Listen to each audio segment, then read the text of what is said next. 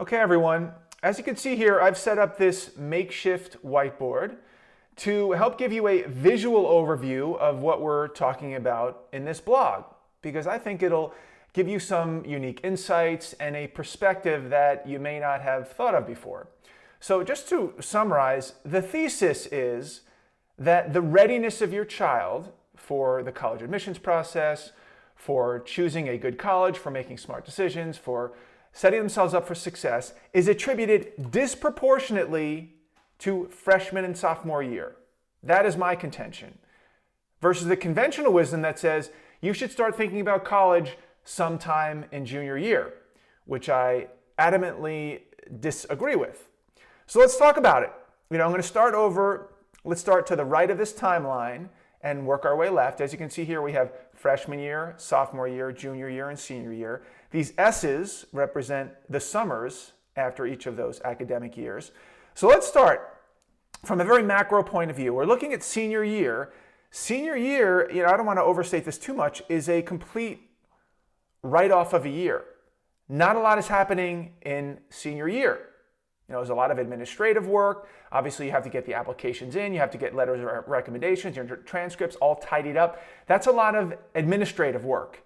Because right here, if you're applying early somewhere, you're looking at November 1st. If you're applying regular decision, you're looking at January 1st, typically. That's in the very beginning of senior year. So really, senior year, in terms of what colleges are going to think of, in terms of your applications and what your body of work is, it's a complete non-issue. Now, some people will argue, well, you need to make sure that you keep on doing well in your classes and you have to keep on your academic trajectory, you can't commit a felony, all that's a given. But right now in this big scheme, when we're talking about these 4 years, let's put senior year aside for the time being. Now let's go to junior year, where most people say this is where the college admissions process and readiness should begin. I don't agree with that. There's so many things going on in junior year that to try to lob on the beginnings of the college admissions process is too much. And let me tell you what I mean by that. In fact, I'm going to put a very stark line here, which means before you step foot in junior year, there is a lot of stuff that I want to have happen. And here's what I mean. Let's first talk about the semesters. Let's just talk some facts here. So we have semester 1, 2, 3, 4, 5, and 6. So mind you, nearly 70% of your grades will have been established, 1, 2, 3, 4, before you step foot in junior year. 4 out of 6, 2/3, we'll call it 70% of your grades, or your GPA will be spoken for before you step foot in junior year. Pretty significant. 75% of your classes will have been established before your junior year. Because guess what? You select classes in your sophomore year. So 75% of your classes, meaning 6 out of the 8, will have been established before you step foot in junior year. So this is what we call rigor of your classwork, meaning what types of classes are you taking, and are they advanced enough for you? Are they honors? Are they AP? Whatever the case may be. All established early.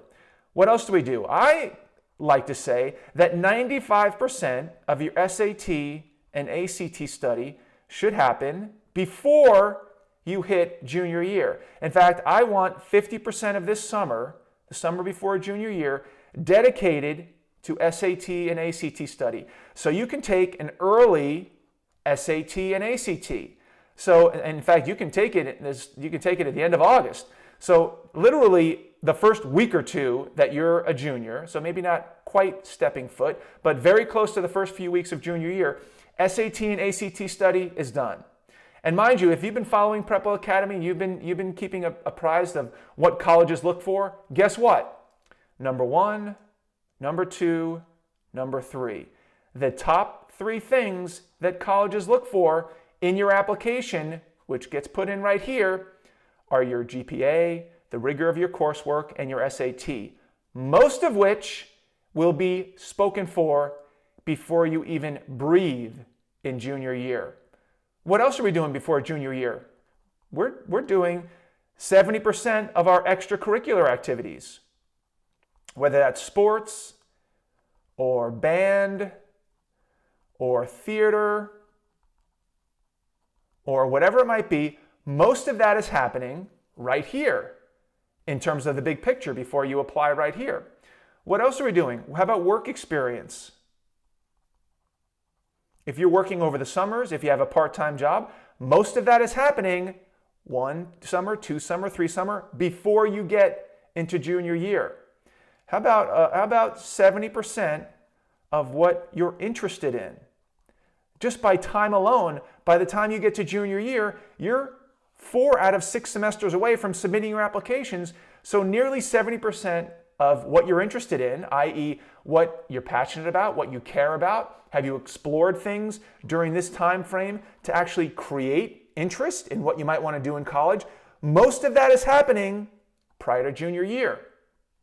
How about your habits? 70% of your habits will be before you hit junior year. I'm talking about study habits. I'm talking about self-care. I'm talking about friendships and socialization, social media.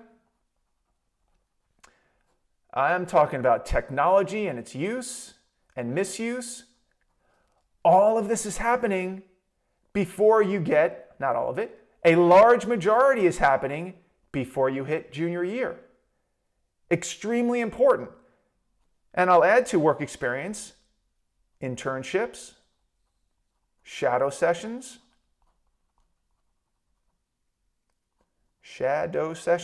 working for money. Look at all the summers that you have. 1, 2, 3. 3 out of 4 summers will be done before you walk in to junior year. This is what I call the setup, and which is why I harp on this over and over and over again. The setup happens in this period. This is setup time, freshman and sophomore year. Most people write these years off because they're focused on junior year. That's what everybody tells them. Junior year is when everything happens. It's so stressful. There's so much anxiety. That's not the case if you are led on a roadmap with little breadcrumbs to provide context so that by the time you get into junior year, you have learned about colleges. You've learned about what colleges are expecting. You've learned about life. You've learned life skills. You learned all of these habits to make junior year a fruitful year. So you might be wondering, well, what does my child do in junior year? They do the really important stuff, the high value stuff, which is 1, they need to study. Why? Because it's typically the most rigorous coursework, AP classes, honors classes, labs. A lot of this heavy duty lifting happens in junior year. They need to put most of their time into studying. The second thing that I'd like them to do is to focus on an extracurricular. Now, I'd like them to get the extracurricular by experimenting back here to figure out which one they like the most and dive into that one primary extracurricular. You can pick and choose back here. You can try art class. You can try the Spanish club. You can try things back here, but in 11th grade, you're going to be so busy. I want you to dig into one because colleges don't really want breadth of activities. They want to see you digging into one that you really care about. So you're experimenting back here, figuring out what you like, and then you're doubling down into your primary extracurricular. The other thing I'd like you to do is self-care. This can be so, and this might be a sport. This could be a sport. Your extracurricular could be a sport if you want to get recruited. It could be leadership. It could be Boy Scouts or Girl Scouts. It could be theater. It could be entrepreneurship. It could be you work a part-time job. It could be a volunteer work, community service. There's a host of things that you can dig into as an extracurricular. But guess what? With studying and extracurriculars, self-care is going to be important. Taking care of yourself, getting proper sleep, keeping your relationships up, eating, sleeping, get proper hygiene. All those things are important. And then lastly, number 4 is what I call college refinement. And I call it refinement because you've learned a lot of the stuff in here. Well, if you're a prep weller, you've gone through the steps to understand what colleges are looking for. Now you have a body of work so that you can refine your thoughts. You can refine your target list. You can sit back and say, wow, now that I've done most of my work, now I can look at what colleges are on my target list. I can visit schools. All these things you could do now, but you're refining your list. You're not starting from scratch. If you start from scratch in junior year with all these other things going on, it's going to be a sad day. I want you to be relaxed. I want you to be studying. I want you to have context, and I want you to be able to integrate everything that your guidance counselor and everything that you're going to be hitting with, school visits, all those things. Those things should not be the first time you hear about them. Those should be things that the groundwork has been laid. You can contextualize these things now that you're in 11th grade, but these are the primary things you're doing. It's going to dramatically reduce stress, dramatically reduce anxiety, and it's going to allow you to make smart college decisions, which will start coming to fruition when you start filling out those applications in the summer after your junior year. Thanks for visiting our blog and watching this video through to the end. I hope you found it valuable, and I hope you liked my makeshift whiteboard, where I tried to make it a little bit more visually appealing and give you a slightly different perspective. Let us know how we did. Put it in the comments below.